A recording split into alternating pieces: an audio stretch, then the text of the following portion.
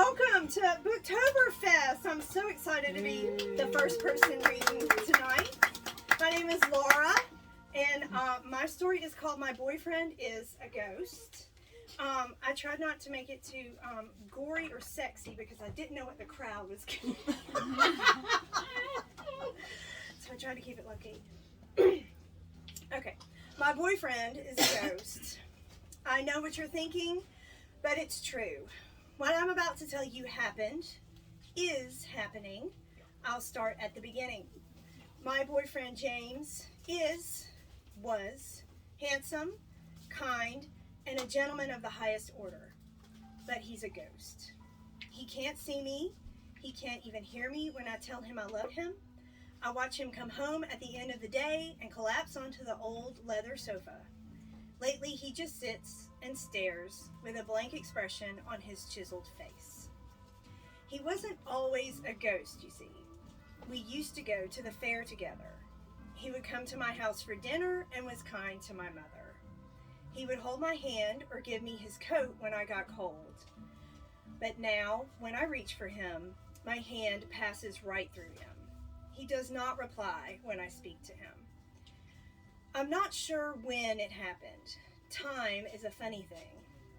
It feels like it was just yesterday when he became a spirit. But I noticed the house changing. Dust collects on the surfaces of the bookcase. The door frame creaks more often than it used to. But I do remember what happened. We were riding home from the fair in the big buggy pulled by his horse Montague. We rode on the dirt path when the horse was spooked by something in the woods.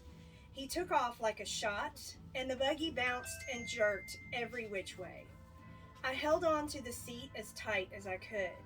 James jostled the reins and called out for Montague to stop, but the horse kept jumping and pulled the buggy down on its side.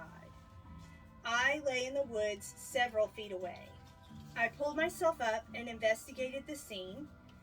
James lay pinned beneath the buggy. It was a real mess. I tried to pull him out, but his formless body turned to smoke in my grasp. I called his name and begged him to wake up, but he lay motionless.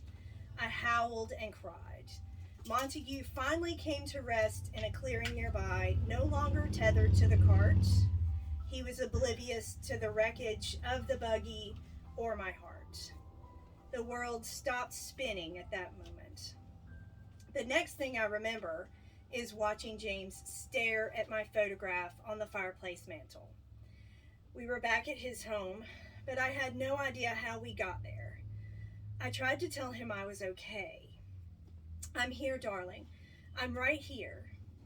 But he stared at the photograph with tears streaming down his face. His grief was unbearable. I couldn't stand to see him in such pain. He seemed unharmed, but would a ghost have visible injuries?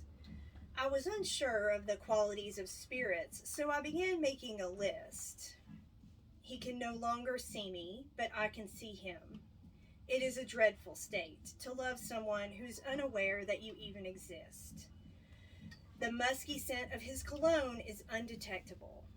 I used to get goosebumps whenever I caught a whiff of him in the air, but that was before. He cannot eat. I haven't seen him consume a single bite since the accident. Come to think of it, neither have I. Time is uncertain and finicky. I've lost track of the minutes, hours, or even days. It must be fall because of the trees outside the window are beginning to turn beautiful shades of amber and burnt orange. I cannot bear to go outside. I haven't left the house since it happened. I no longer crave the breeze on my face or the feel of the soft ground beneath my feet. I cannot touch him. I cannot wipe the tears from his cheek. I cannot hold his hand. He doesn't reach for me when I am near, so I know he cannot see me. The grief we feel grows like wildfire. It consumes the house as if it is a spirit unto itself. The air is thick with sadness. I crave the sound of his laughter. He has a hearty chuckle that tickles my heart whenever I hear it. but that was before. I continue to experiment with our condition, but nothing makes sense. I watch him come and go, cry and sleep, never eating or enjoying his hobbies. Just now, I tried to adjust my photograph on the mantle. He put it face down, unable to gaze into my face for another second. But when I tried to write it again, my hand refuses to reach the frame. I stare at my arms, my torso, and look down at my feet. But the hem of my dress hovers over the floor. I sway and twirl, and my dress moves gracefully through the air, but my feet no longer pirouette or revolve beneath me. I reach for the photograph once more, only to be met with empty air between my fingers. He wails and bawls in his chair. His pain is so pure and rotten all at once. He grips his belly and draws himself inward as if stabbed. I sit as close to him as I can without passing through his figure. Darling, darling. He raises his head and tears drop from his chin. He is silent, staring at me, through me. Did he hear me? I try once more. James. He gasps and reaches out a hand toward me. He remains a solid being, but my visage disappears as he grazes my face. He shrieks. Fear envelops him like smoke from a bonfire. His eyes bulge and his pallor is blanched white. He stumbles toward me. He screams my name in agony, and I try to catch him as he falls helpless to the floor. Was it me? This whole time, he lives unaware of my presence right under his roof, at his feet, in his wake like an unseeable essence. James, I cry out to the heavens. He lays dead at my feet, or where my feet would be were I not floating. I'm floating. I'm unseeable. I'm the ghost. Oh dear, this is my fault. I'm haunting him. This can't be. I'm not. It isn't possible. He's now a corpse, but a slight wisp of light appears around him. His ghostly form rises and floats above himself. He inspects his ethereal mass and draws his eyes to me. I reach out and our hands press together in a chilling touch. Darling, you can see me. You can feel me, I say in a whisper. I'm here. You're here. That's all that matters, he replies. He holds me close as we sway, celebrating our reunion in the spirit realm.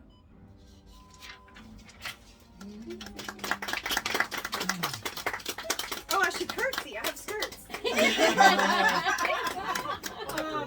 And I'm going to introduce one of my favorite local authors who I've read several of his stories. Sometimes fun, sometimes scary, sometimes gory. And I am absolutely really excited to hear your story. So you guys, Russell Holbrook. Oh, thank you. I forgot I have to go get my phone from the other room. Is it in is your story in your phone? Of course. I'll be right Author back. problems. I'm so not going to vamp while he's gone, you guys. We should do a Q&A. I'll spare you that. Oh, Q&A. Mm-mm. That was great. Water breaking. I'm going to steal his chair. Thank you. This was all such a great idea until I realized I had to write for it. And then I was like, oh, man. I got enough to do planning this party. I don't need homework on top of that, right?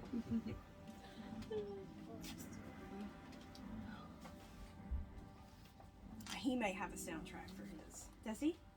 Of course. Of course. Okay. He has a soundtrack for his entire life. Oh, no, I do actually. I wasn't gonna put it on, but now that you mentioned it. Oh, I'm not going to let you skip any of the details, bud. Okay. I'm trying to I wanted it to, like, be,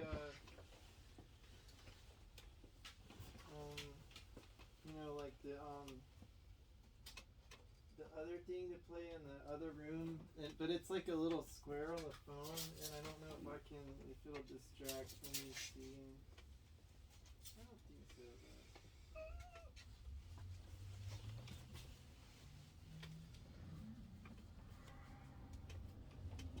Can you hear that? Perfect. Perfect. Okay. Russell Holbrook, everybody! Thank you very much. Thank you. So, it looks like everyone here is probably familiar with the story of the water babies or the waterhead babies. You know, the Concord Covered Bridge? Yes. Everyone here know that? Anyone? I Is there grew up anyone here, that doesn't? So I definitely. You don't? Okay. So, the deal is that there are waterhead babies that live down by the covered bridge, like in the woods or under the bridge or something. Okay. And if you park your car in the bridge, some people say at midnight or on Halloween, but you park your car in the bridge and you put candy on the roof, the water babies will come get it. And they're little children, and they have big misshapen heads, and they're like covered with slime and stuff. Okay. And they're kind of ghostly, or maybe they're monsters. I'm not really sure. There are several like variations of it, but so this is based on that. This is the first chapter of a book called Waterhead Babies, and yeah. So that's it. That's the background. So we start off at Smyrna, Georgia, October 1984, Halloween night. Okay. Barry Morgan struggled to focus his bloodshot eyes on the thin two-lane road that wound down to the old Concord Covered Bridge. Why the hell did I get a girlfriend who lives way out in the middle of nowhere, he wondered. Squinting through the dark, he sighed and clicked on the high beams. The bright headlights cut through the dense fog that threatened to obscure the road. No streetlights. Damn, it's so fucking dark out here. Barry angled his drunken vision on the passenger seat. His girlfriend of 3 months, Lisa Ketchum, leaned drunkenly into the open window, the cool night air blowing her long blonde locks over the seat. Moonlight danced off the curve of her exposed neck. A low-cut Duran Duran t-shirt showed off her perfect tan skin and her ample cleavage. Barry's eyes traced over Lisa's chest, watching the easy rise and fall with her even breathing. God, she's so hot. Hopefully she'll invite me in. We can be quiet if her parents are home. Barry's thoughts trailed off. He downshifted and slowed his red Fiero SE. Hall & Oates, this man-eater, drifted through the car stereo speakers as the immaculately detailed car sank into another curve. Barry belched and straightened his back. For a second, he thought he saw movement in the dense golden amber foliage spilling over the side of the road. Swiping a hand across his face, he suddenly thought of the old story, the one his big brothers terrified him with when he was little. Of all the times he'd crossed the creepy old covered bridge with Lisa, he'd never thought to mention it to her. Barry glanced over to Lisa. He cleared his throat. Hey babe, I ever tell you about the waterhead babies? Lisa turned her head toward him and slurred. The what? You know, the waterhead babies. The waterheads. The water babies. Whatever. Different people have different names for them. It's an old local legend. Everybody knows it. Well, I guess everybody doesn't include me, Lisa said with a chuckle and a smirk. A mischievous grin grew wide across Barry's face. She doesn't know the story. He decided right then and there he was going to scare the shit out of her. Lisa picked her purse up from the floorboard and began rummaging for her cigarettes. Silent seconds passed. Then, playfully, she said, Go on, tell me the dumb story. Barry smiled, bright with excitement. He shifted his hulking jock frame in the bucket seat and ran a hand through his short brown hair. Sorry about that. I didn't know this was on here. Perfect. It's perfect. Okay. It's perfect. Okay. Legend has it, the varsity football lineman began, If you park your car in the covered bridge late at night and turn off all the lights. Lisa nodded and lit her cigarette. Mm-hmm. And you put a candy bar on the roof of your car. The Waterhead babies will come out and take the candy. And who are the Waterhead babies? Lisa mumbled, blowing a billow of smoke out the window. They're mutant, deformed monster children who live in the woods around the covered bridge, Barry said, spiking his words with sinister glee.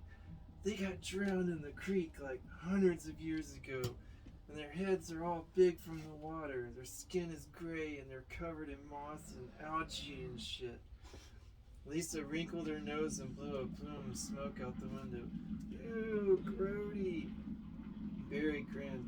And they fucking love Snickers. Lisa laughed and punched him in the arm. You idiot.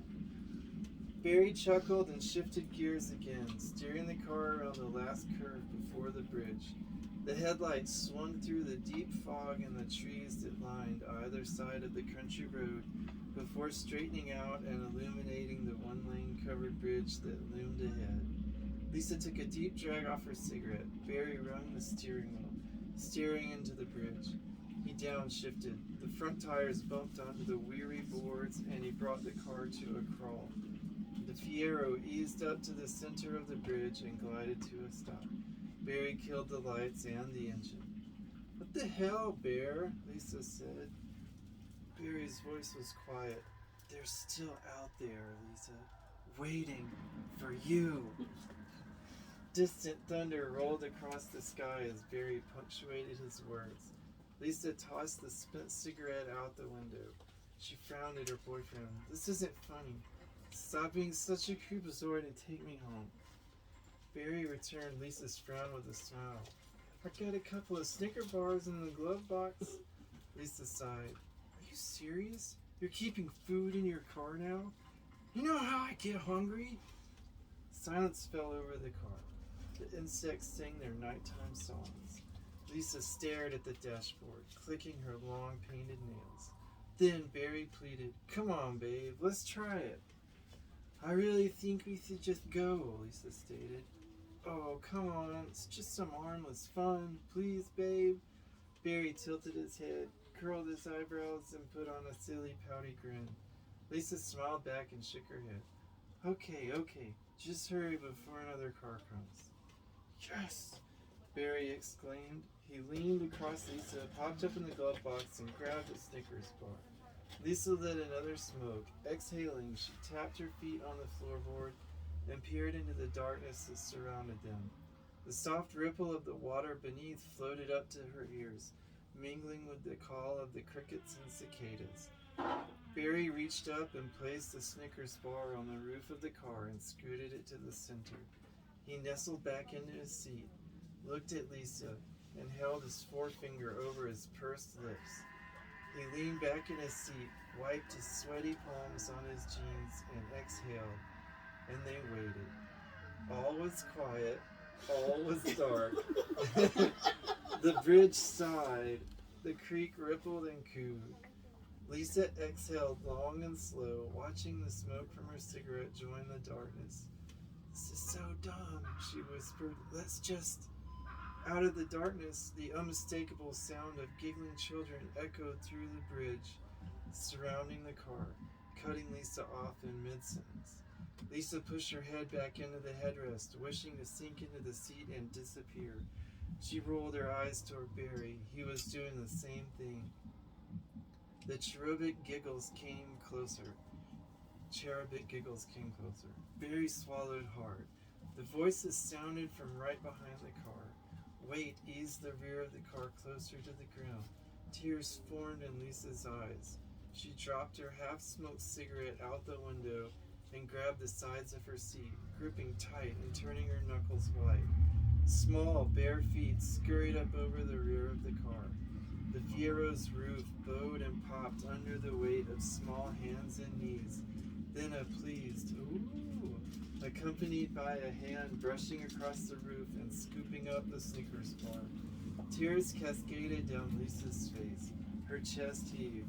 Barry reached across and gripped her hand. Above them, a rapper tore and the children chuckled. The weight shifted on top of the car. Barry stared at the interior ceiling, listening. There was a rustle, a pitter-patter, then a loud pop as the children sprang off the roof of the car, sending the Enduraflex snapping back into place. The teens jumped in their seats. Bare feet landed on the wooden planks next to the car. Barry screamed and threw his body toward Lisa, who shrieked and shoved him back into his seat. "Start the car! Start the car!" she wailed. Barry turned the key. The engine whined, turned over, and stopped. "Get us out of here!" Lisa screamed. I'm trying, Barry shouted back. Tears brimmed in his wide, red-rimmed eyes. His hands shook. He leaned in and turned the key again. The engine screeched and cried and still wouldn't start. A loud burst of joyful laughter encircled the car. Barry and Lisa froze. The laughter continued, moving further away. The couple listened as the echoes of mirth grew faint and disappeared. After what seemed like an endless moment, Barry exhaled. A long-held tear of fright fell from his left eye. Lisa whimpered and began to cry. She pushed on Barry's arm and fell into him, her cries of horror turning to the laughter of relief. Barry felt his shoulders loosen and a smile grow across his face. He sniffled and rubbed his eyes. A chuckle escaped his mouth, followed by another, until he and Lisa were shaking the car with laughter. Lisa turned sideways and leaned back against the passenger side door, one knee resting on the seat back. She sighed and wiped her eyes. Barry grabbed some tissue from the glove box and handed it to her. He stared blankly into the dark of the enclosed bridge while Lisa dried her face and blew her nose. "They're real," Barry whispered. "I can't believe it." "Oh, please," Lisa scoffed. "That was just some local kids trying to scare us and totally pulling it off." She rifled through her purse and pulled out her cigarettes. After plucking out another smoke, she tossed her head back, letting her long blonde hair fall out the open window. She flicked her pink plastic Bic. A burst of sparks threw sparse light over Lisa's face and died out. She flicked the lighting mechanism again. A flare of light faded into the dark. "Damn," Lisa huffed in frustration. Barry gazed at her blankly. He mumbled, "Maybe it's a sign that you should quit smoking." Lisa playfully rolled her eyes. She shook the lighter. "Come on, you damn thing." She gave the lighter wheel a determined flick. A blaze of orange light splashed over her face, illuminating a pair of blood-red eyes right next to her. The eyes floated to the side to reveal the deformed, waterlogged head of a little boy covered with random strands of slimy hair and dripping with algae. The boy's lips parted into a smile, revealing rows of jagged teeth that glistened in the gloom. Barry gasped and choked on his own saliva. He pointed and spit out a garbled, quiet scream. Lisa's face wrinkled. She exhaled. "What is it, Bear Bear?" Finding his voice, Barry screeched, "Behind you!" At that same exact second, two small hands shot out of the darkness. One hand wrapped around Lisa's luscious blonde hair and jerked her head back, slamming her neck down on the windowsill. "Barry!" Lisa shrieked. A second little hand snatched away Lisa's smoldering cigarette and plunged the burning cherry into the corner of her right eye. The cigarette sank into her soft ocular tissue. Her eyeballs sizzled, acrid smoke rising up into the air. Yellow pus, tears, and blood streaming down her cheek. The demented child worked the stogie further into Lisa's eye. She flailed her arms at the boy, wailing in agony. "No!" Barry screamed. He lunged toward Lisa. The moment that Barry moved to save his girl, a second boy's slimy gray hands latched on to the football hero's shirt and jerked him backward. Barry howled as his back crunched onto the door. Little hands hooked into his open mouth. The mutant child pulled slow and deliberate on the sides of Barry's maw, turning the teen's screams into wide, tortured groans. Shrieks choked Lisa's throat. Using both hands, the other boy pulled her hair The back of her neck hammered the windowsill. The boy yanked again, harder, hurling Lisa's head back further. Her back arched. The monster child bounced up and down, jerking Lisa's head by her luscious blonde hair, pounding her neck down on the windowsill over and over and over again, harder and faster, with more and more fury, until a sudden snap rang out. Lisa gasped and went limp. Her arms fell at her sides, and the child tore into her. Barry's eyes were fixed on Lisa. He held out a hand, reaching for her, almost there, his fingers nearly able to touch her. The deformed boy tore into Lisa's throat with his jagged teeth, all the while humming in ecstasy. Blood sprayed from her neck as the child dug in deeper, pulling her head out the window, widening the red gap that grew where her throat had once been. Barry looked on, tears pouring from his eyes, helpless, watching the crimson cascade down his lover's favorite t-shirt. Barry felt the rancid breath of the boy, cold and wet in his ear. He swung his arms, grabbing at the slippery child. His lips started to tear. The boy pulled Barry's mouth open, wider and wider. There was a roaring rip inside Barry's skull. His lips pulled apart. Then the resounding snap of his jawbones separating. The pain threw Barry into a convulsion. His feet bounced and kicked in a hopeless frenzy. The mutant child whooped with glee and pulled with terrible force.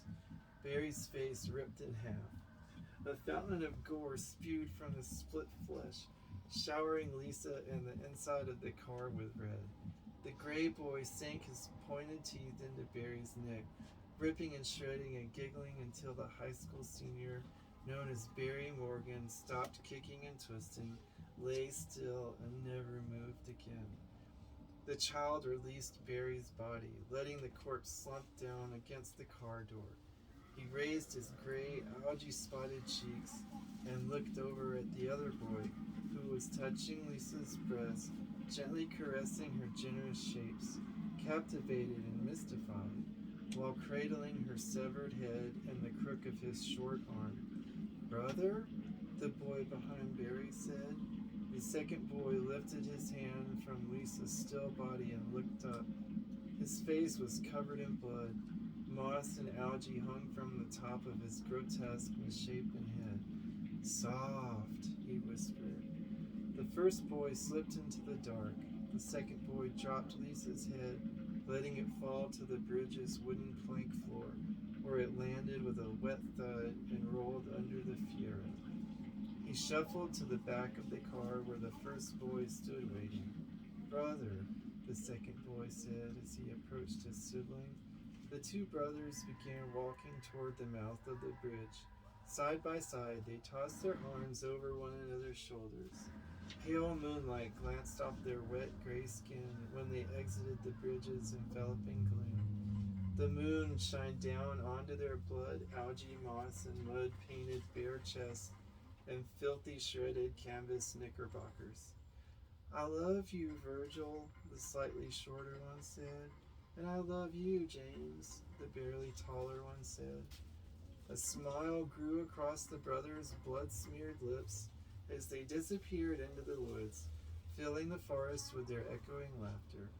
And the water of Nickajack Creek flowed gentle and smooth under the bridge as the headlights of an approaching car cut through the night.